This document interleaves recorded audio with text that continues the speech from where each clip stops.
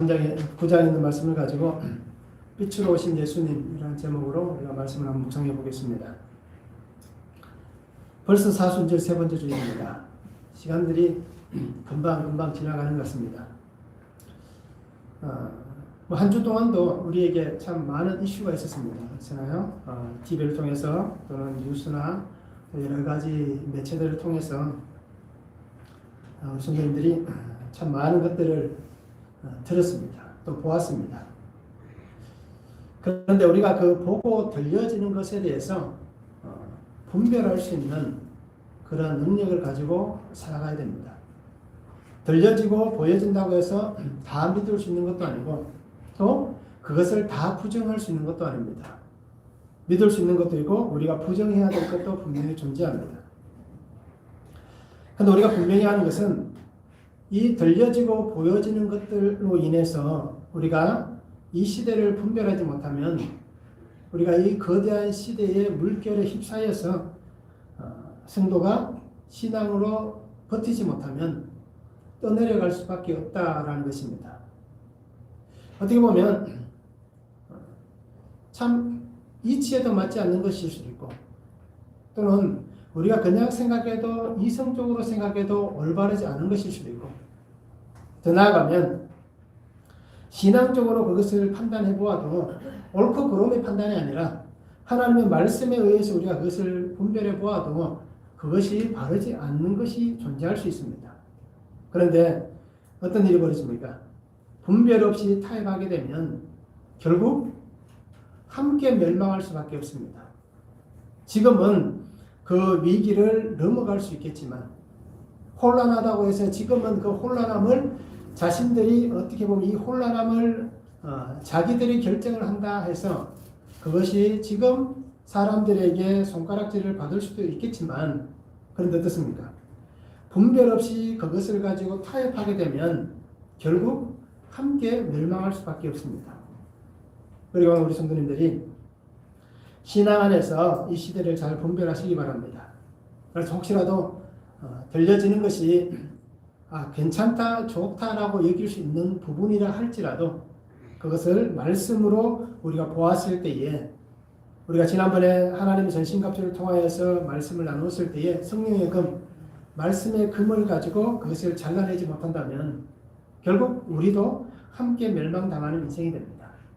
그러기에 우리 성도님들이 지금은 힘들고 어렵고 혹시라도 아픔이 생겨난다 하더라도 잘라내시고 그리고 그것을 통해서 더 하나님께로 가까이 나아갈 수 있는 시대를 잘 분별해낼 수 있는 그런 신앙의 삶을 우리가 함께 살았으면 참 좋겠습니다.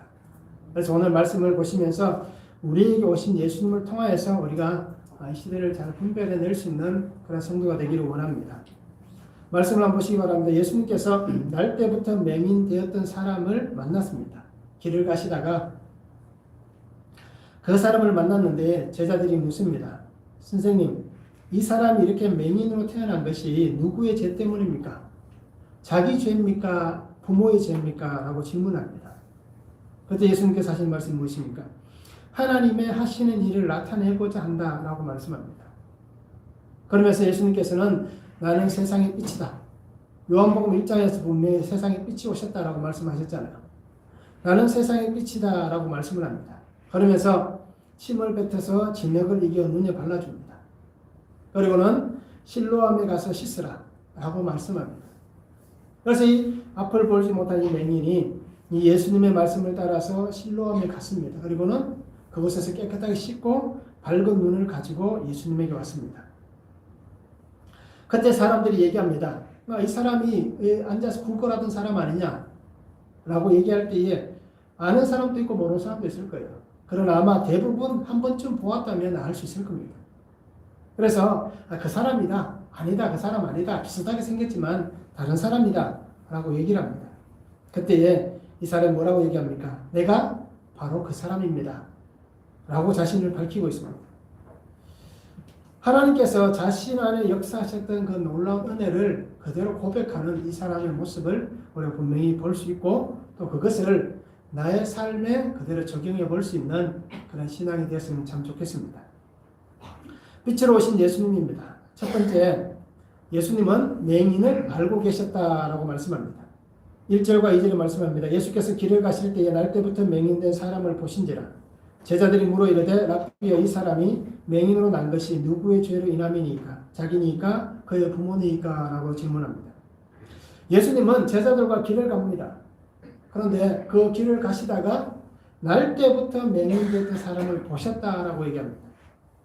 그래서 여기 보신지라라는 단어는 그냥 눈으로 보여진다라고 우리가 이해하시면 되는데, 조금 더 깊이 들어가면 그 사람에 대해서 내가 알고 있다, 또는 인지하고 있다, 그 사람을 이해할 수 있다, 또는 나는 그 사람을 경험했다 라고까지 우리가 해석을 해볼 수가 있습니다. 그래서 우리가 이렇게 말씀을 통해서 보면 예수님께서는 이미 이 앞을 보지 못하는 사람에 대한 충분한 이해를 갖고 있었다는 것입니다. 그 사람이 누군지 이미 경험을 통해서 그를 보시고 있는데 그를 알고 있었다라는 것입니다.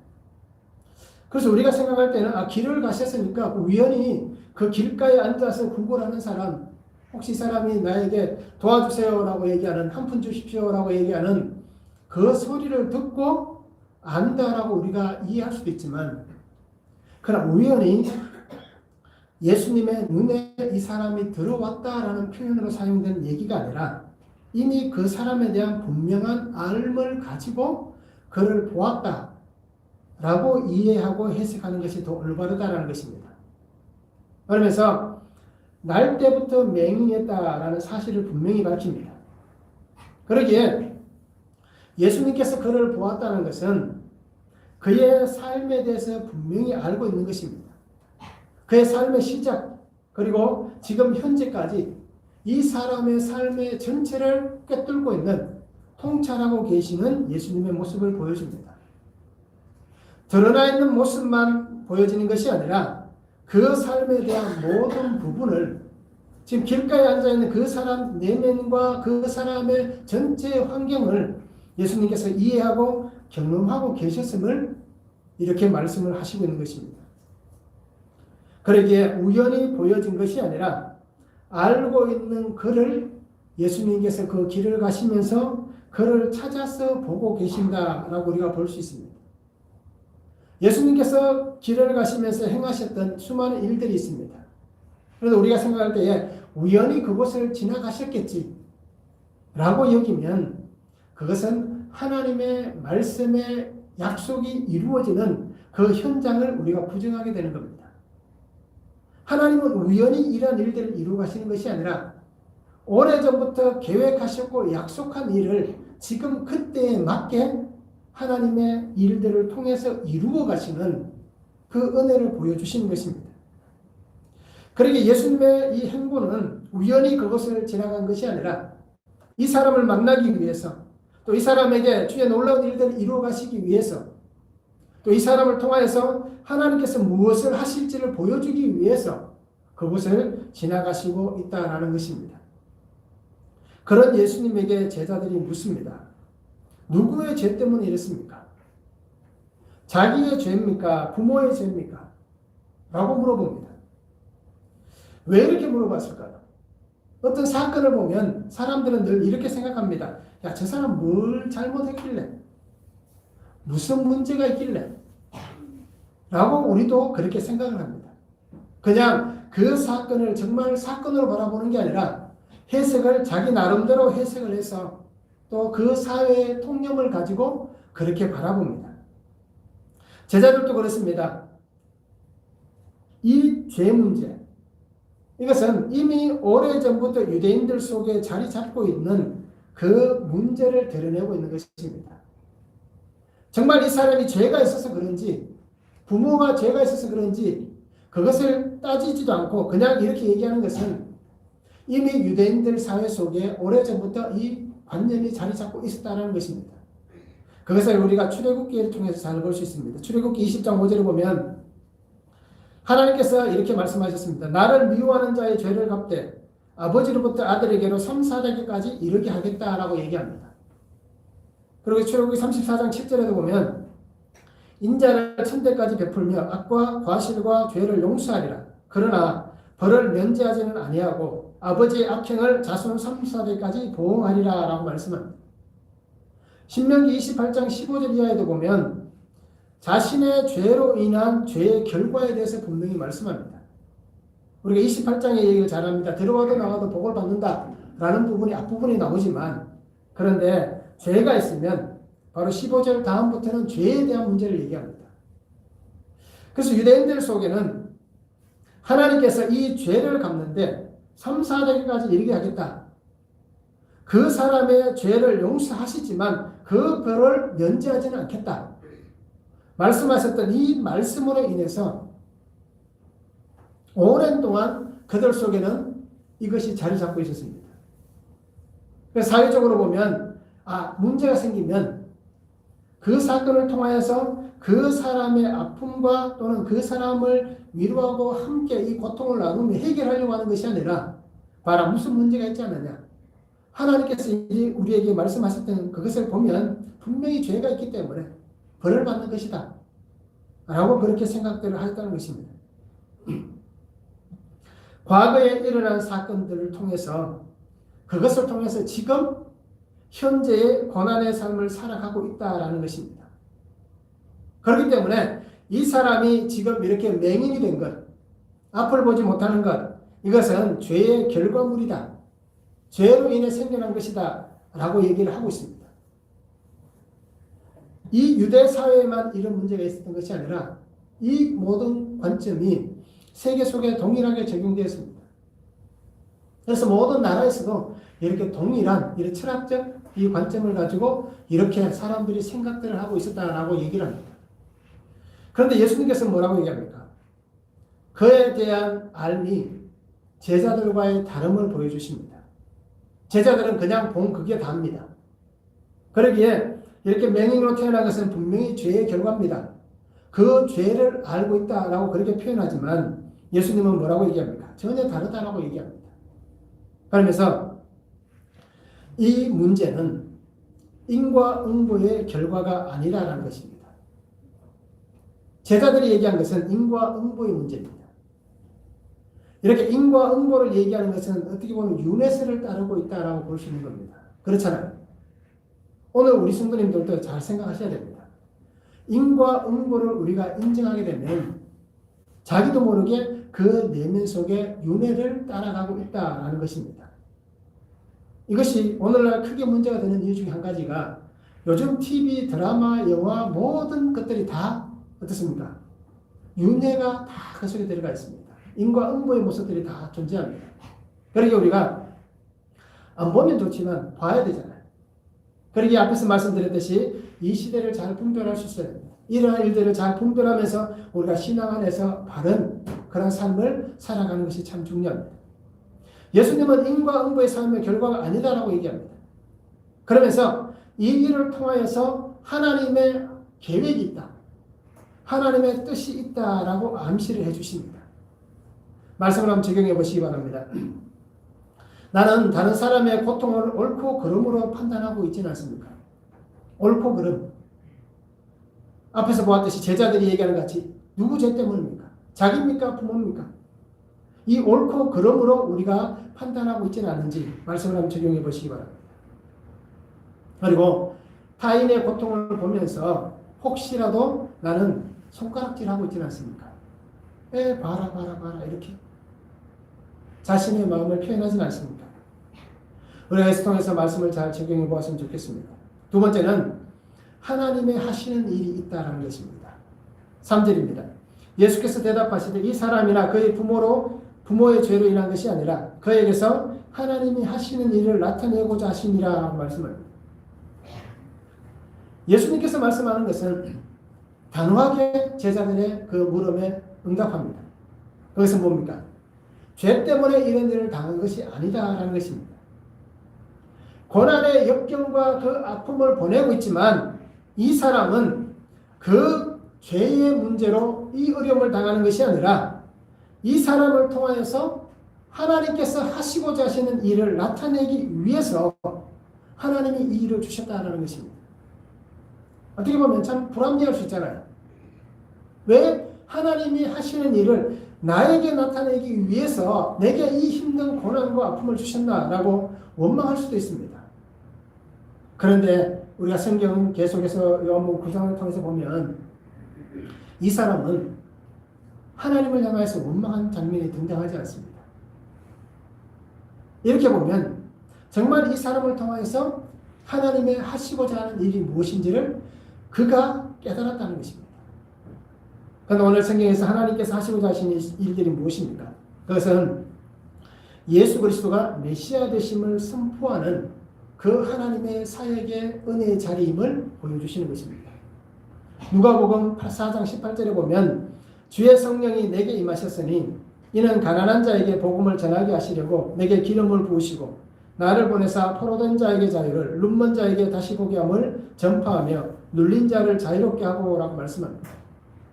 하나님의 약속하신 구원의 주님 메시아가 오시면 이 땅에 복음이 전해지고 하나님의 그 기름 부은 자를 통하여서 포로된 자에게 자유가 생기고 눈이 멀어서 볼 수 없는 자가 보게 되고 눌린 자에게 하나님의 자유하심이 은혜가 선포되어지는 그 놀라운 일이 이루어질 것이다 라고 말씀합니다. 그래서 오늘 주님께서 하셨던 말씀 하나님의 하시는 일은 예수 그리스도가 메시아이시다. 예수 그리스도가 구원의 주님이시다. 예수 그리스도가 구속사의 은혜로 우리에게 오셨다 라는 것이 선포되어지는 그것이 바로 이 사람, 날 때부터 볼 수 없었던 이 사람을 통하여서 하나님께서 하시고자 하시는 하나님의 일이었습니다. 이 일을 위해서 하나님은 이 한 사람을 사용하시는 것입니다. 이 일을 위해서 하나님은 하나님의 역사하시는 그 통로로 이 한 사람을 택하셨습니다. 그런데 사람들은 어땠습니까? 죄에 모든 관심을 기울였습니다. 이 사람이 이렇게 수십 년 동안 구걸하는 그 상황을 보면서 수많은 사람들이 지나다니면서 도와주었겠지만 그러나 어떤 일이 벌어졌겠습니까? 늘 그 사람의 죄에 대해서 부모의 죄에 대해서 늘 그것에만 관심을 가지고 어떻게 저럴까? 불쌍한 것이 정말 그 영혼을 불쌍히 여기는 것이 아니라 그냥 그 삶을 불쌍히 여기는 그런 모습만이 그들에게 존재했습니다. 그런데 예수님은 그에게서 나타날 하나님의 영광을 바라보고 계셨습니다. 그리고 우리는 고난과 역경 속에 감춰진 하나님의 그 구원의 섭리가 있다는 것을 기억하시기 바랍니다. 그 은혜 안에서 하나님의 영광을 찬양할 수 있는 그 삶이 바로 구속사의 은혜로 사는 삶입니다. 그리고 오늘 우리는 이 말씀을 잘 보시기 바랍니다. 그래서 나에게도 이 수많은 일들이 있습니다. 그렇잖아요. 나에게 되어지는 여러 가지 일들이 있습니다. 이 말씀을 보시면서 잘 적용해 보시기 바랍니다. 나의 삶에 하나님께서 하시는 일들이 보여지고 있습니까? 내가 살아가는 이 시간 속에 지나왔던 과거의 시간이나 지금 현재의 시간이나 앞으로 내가 살아갈 내일의 시간들, 미래의 시간 속에 과연 하나님께서 하시는 일들이 보여지고 있느냐라는 것입니다. 또 하나는 고난 속에서 역사하시는 구속사의 은혜의 말씀이 나에게 들려지십니까? 특별히 오늘 요한복음 9장 이 말씀을 통해서 정말 하나님이 하시는 일 메시아의 은혜가 이 구속의 은혜의 말씀이 내게 들려지시느냐라는 것입니다. 아마 안 들리실 겁니다. 내게 믿음으로 고백되어지지 않을 겁니다. 그러나 우리가 말씀을 매일매일 묵상하시면 이 은혜의 말씀이 분명히 들려지실 것입니다. 저도 이 구속사의 말씀을 들려지는데 굉장히 오랜 시간이 걸렸습니다. 목사라고 해서 설교하는 사람이라고 해서 이 성경에 있는 말씀들이 구속사의 말씀으로 들려지지는 않습니다. 그런데 일어난 수많은 일들, 이 하나하나의 사건들을 통해서 하나님의 말씀이 오늘 내게 구속사의 말씀이 들려지는 데는 분명히 시간이 필요합니다. 그런데 그 시간을 어떻게 보내느냐? 우리가 늘 말씀을 묵상하시면서 기도하시면서 그 말씀 속에서 나의 죄를 볼 수 있어야만 하나님의 그 구속의 메시지가 들려지는 것입니다. 세 번째는 예수님께서는 세상의 빛으로 오셨다라는 것입니다. 4절에서 7절에 말씀합니다. 때가 아직 낮음에 나를 보내신 이의 일을 우리가 하여야 하리라. 밤이 오리니 그때는 아무도 일할 수 없느니라. 내가 세상에 있는 동안에는 세상의 빛이로라. 이 말씀을 하시고 땅에 침을 뱉어 진흙을 이겨 그의 눈에 바르시고 이르시되 실로암 못에 가서 씻으라 하시니 실로암은 번역하면 보냄을 받았다는 뜻이라. 이에 가서 씻고 밝은 눈으로 왔더라 라고 말씀합니다. 예수님은 세상의 빛으로 오셨습니다. 빛은 하나의 역할이 있습니다. 어둠을 쫓아내는 것입니다. 어두워진 세상 가운데 이 어둠을 몰아내고 세상의 빛을 통하여서 밝음으로 세상을 새롭게 만들어가는 것이 빛의 사명입니다. 빛으로 오신 예수님, 이 메시아로서의 예수님의 사명은 무엇입니까?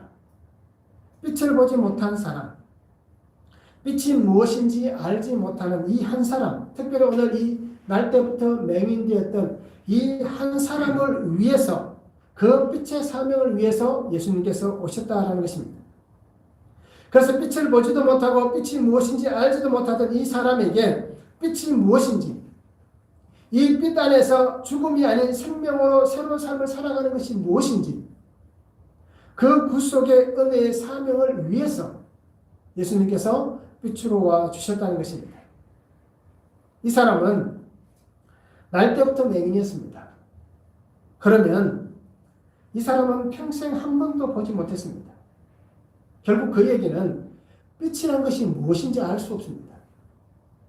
우리가 아무리 설명해 줘도 어떻습니까? 우리가 그런 얘기 많이 들었잖아요. 앞을 못 보는 사람에게 코끼리를 설명해 줄 때에 그 코끼리의 몸에 손을 대지만 이 코끼리에 대해서 정확하게 그가 이해할 수는 없습니다. 보지 못하였기 때문에. 근데 우리는 어떻습니까? 보면 코끼리가 어떤 존재라는 것을 잘 알 수 있습니다. 이 사람도 마찬가지입니다. 빛이 무엇인지, 그리고 볼 수 있다는 것이 어떤 것인지 알지를 못했습니다. 아마 궁금했을 겁니다. 오랜 시간 동안 살아오면서 사람들에게 물어봤을 겁니다. 보이는 것이 어떤 건지, 밝음이란 것이 무엇인지 아마 궁금해서 물어봤을 것입니다. 그런데 아무리 옆에서 많이 설명해 주어도 이 사람은 그것에 대해서 분명히 알지 못했을 것입니다. 그리고는 지금까지 그가 살아왔습니다. 지금까지 살아온 것은 끝나면 괜찮은데 만약 예수님이 그를 만나주지 않았다면 이 사람은 지금까지가 아니라 앞으로도 끝날 때까지, 자기의 생명이 이 땅에서 끝날 때까지 볼 수 있을 것이라고는 기대할 수 없는 그런 인생을 살아가야 하는 것입니다. 우리가 생각할 때는 처음부터 못 봤으니까 뭐 괜찮겠지라고 얘기할 수 있습니다. 그런데 우리가 조금만 눈을 감고 있어도 답답해서 견디지 못하잖아요. 밤에 어두운 곳을 가면 어떻습니까? 굉장히 불편하잖아요. 근데 이 사람은 그렇게 평생을 살았고 또 앞으로도 살아가야 됩니다. 그런 그에게 빛이 온 것입니다. 참빛, 세상에 와서 각 사람에게 비추이는 그 빛이 지금 이 사람에게 와서 그 빛을 비추어 주시고 있습니다. 빛을 그에게 보이기 위해서 예수님은 그의 눈을 만지십니다. 그리고는 그에게 침을 뱉어서 진흙을 이깁니다. 땅에 침을 뱉어서 진흙을 이깁니다. 그리고는 그의 눈에 발라주십니다. 어떻게 보면 참 이해할 수 없는 행동이잖아요. 보이지 않는 사람에게 진흙을 발라서 더 보이지 않게 합니다. 근데 예수님께서 왜 이런 행동을 하셨냐면 이 시대의 의사들이 이렇게 했습니다. 처음부터 전부 다 이렇게 하진 않았지만 간혹 가다가 이렇게 고칠 때에 침을 발라라고 그런 주석이 나와 있습니다. 그래서 시대적 그런 상황에서 예수님께서 의사들이 했던 행동을 지금 이렇게 행동해 주시고 있는 것입니다. 그러면 우리가 생각할 때 어떻습니까? 능력 있고 기적을 베푸시는 분이 앞에서 수많은 기적을 보여주셨잖아요. 그런 분이 굳이 의사들이 했던 그것과 똑같은 방법을 사용해서 그렇게 하실 필요가 있나라는 것입니다. 그냥 놀라운 기적을 베풀어 주셔서 눈을 뜨게 하실 수도 있지 않느냐. 예수님 그렇게 하는 행동은 조금 우리가 예수님의 그 모습을 볼 때에는 좀 이해하기 힘듭니다 라고 생각할 수 있습니다. 그런데 예수님은 그 시대에 있었던 여러 가지 일들도 사용하셨고 또는 이 사람의 눈을 뜨게 해주시는 데 있어서는 오늘 그에게 정말 이 사람의 어두워져 있는 그 육신의 눈을, 더 나아가서는 이 사람의 영의 눈을 밝히 보여주시기 위해서 그에게 이러한 행동을 해주시고 있다는 것입니다. 사람들은 이해할 수 없지만 더 막막한 환경을 만드셨다는 것입니다. 더 힘들고 어렵게 만들었습니다. 그래도 보지 못하는데 그 위에다가 진흙을 발라놓았으니까 더 볼 수 없는, 더 사람들에게 어떻게 보면 의지해야 되고 사람들의 도움을 받아야 되는 그 막막한 환경을 만드시고 그에게 실로암에 가서 씻으라라고 말씀하시는 것입니다. 이 모습을 보았으면 사람들이 어떻게 했습니까? 아마 사람들의 조롱과 비웃음 소리가 들렸을 겁니다. 보이지 않는데 무슨 짓을 하고 있느냐라는 겁니다.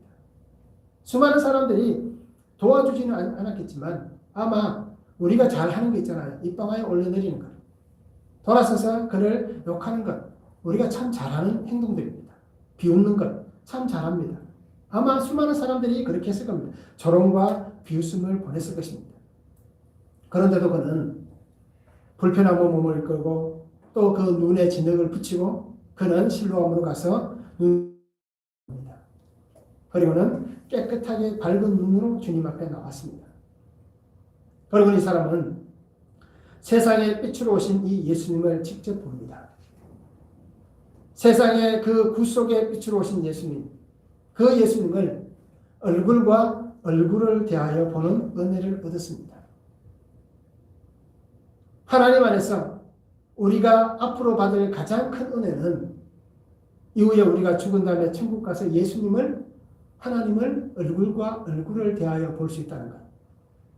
이것이 우리 그리스도인들에게 가장 큰 축복이다라는 것을 우리가 잊지 않기를 바랍니다.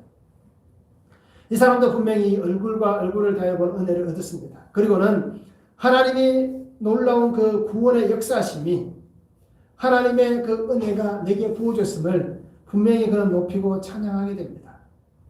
그러면서 이 사람은 하나님의 보냄을 받은 자의 은혜를 하나님께서 보내신 자 예수 그리스도를 통해 생명의 기쁨의 복을 얻게 되었습니다.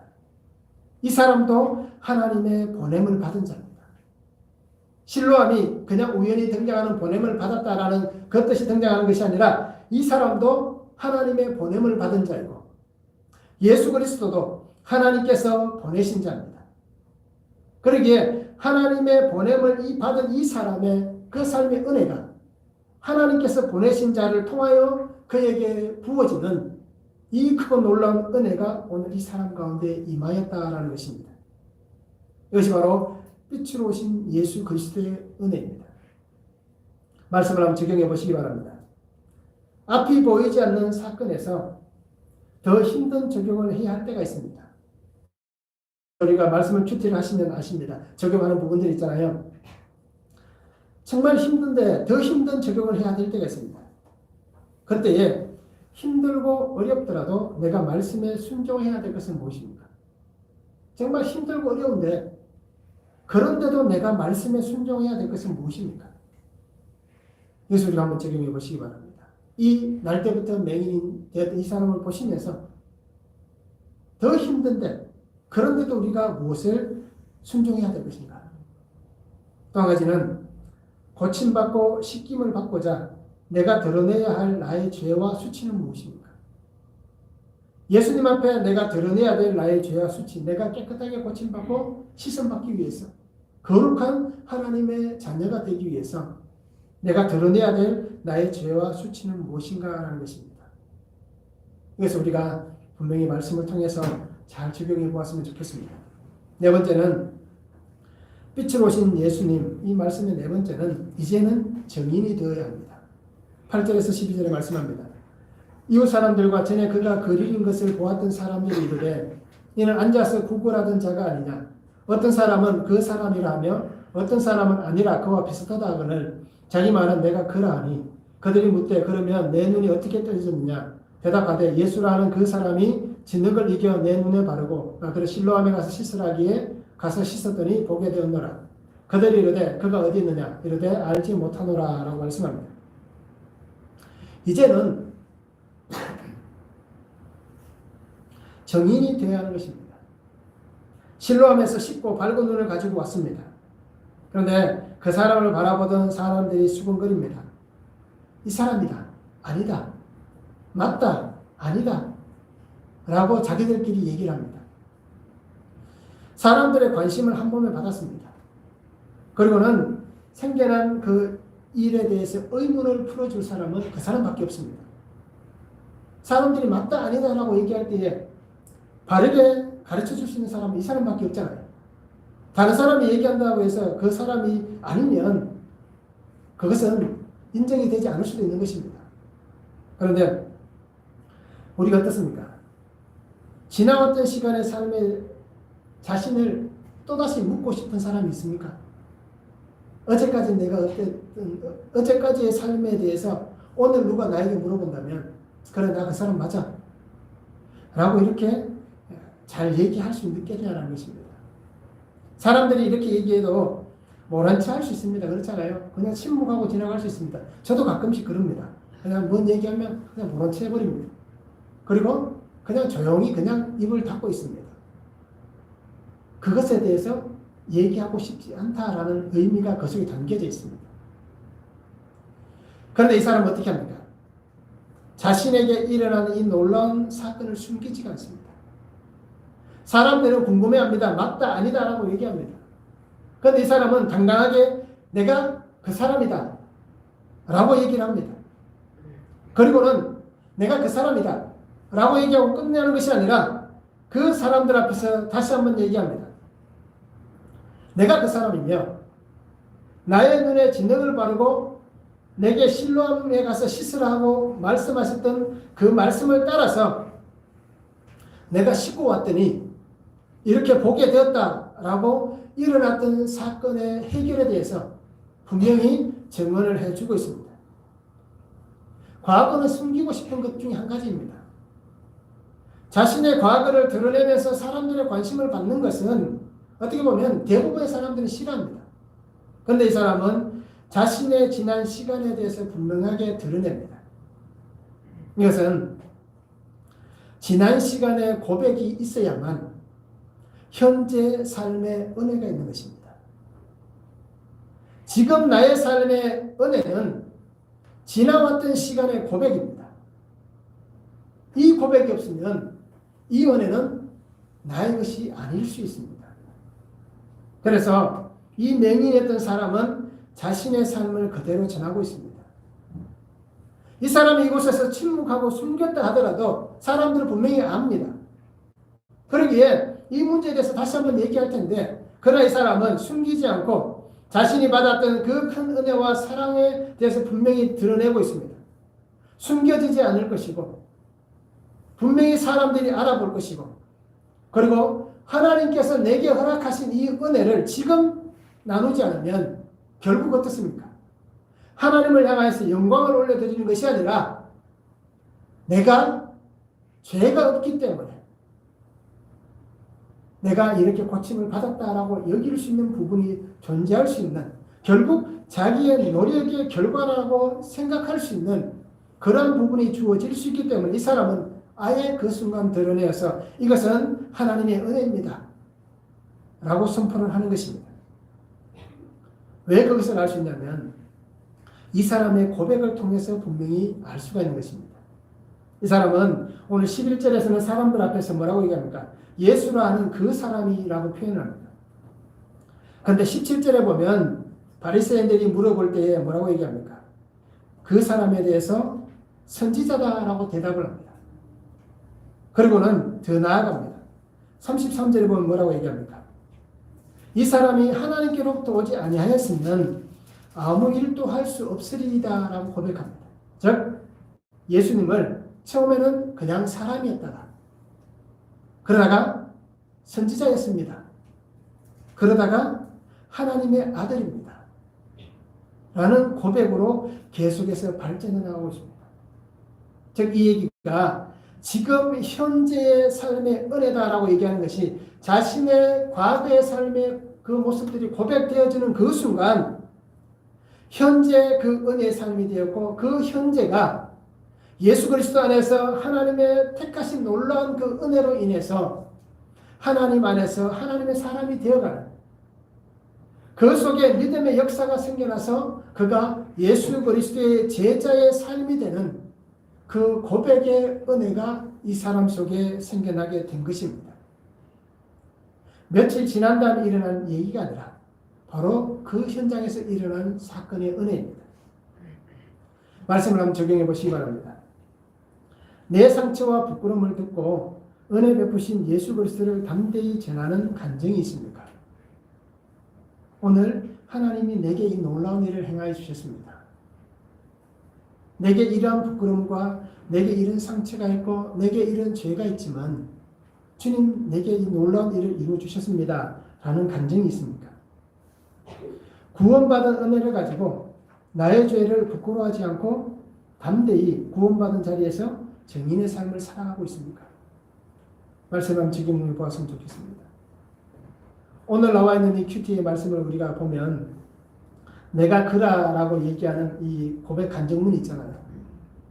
여기에도 분명히 이 사람이 어떻게 살았는지, 그리고 자신에게 어떤 은혜를 하나님이 주셨는지, 그것을 지금 그렇게 나누고 있습니다. 이렇듯 우리도 하나님이 내게 주신 그 은혜 안에서 하나님의 은혜를 간증할 수 있는 그런 성도의 삶을 우리가 함께 살아갔으면 참 좋겠습니다. 오늘 예수님께서 이 맹인된 한 사람을 만나 주셨습니다. 그리고 그에게 생명의 빛을 주셨습니다. 한 사람을 통하여 하나님께서 하시고자 하시는 그 일들을 보여주셨습니다. 그리고 더 나아가서는 세상을 향한 그 하나님의 하시고자 하셨던 하나님의 놀라운 계획의 일들을 하나님은 계속해서 진행시켜 나가고 있다라는 것을 이 한 사람을 통하여서 보여주셨고, 또 그 약속의 은혜가 오늘 우리에게까지 임하게 해주셨습니다. 그리고는 오늘 나를 통하여서도 하나님은 이 약속들을 계속해서 이루어 가시고 있다라는 것을 말씀하시고 보여주시고 있습니다.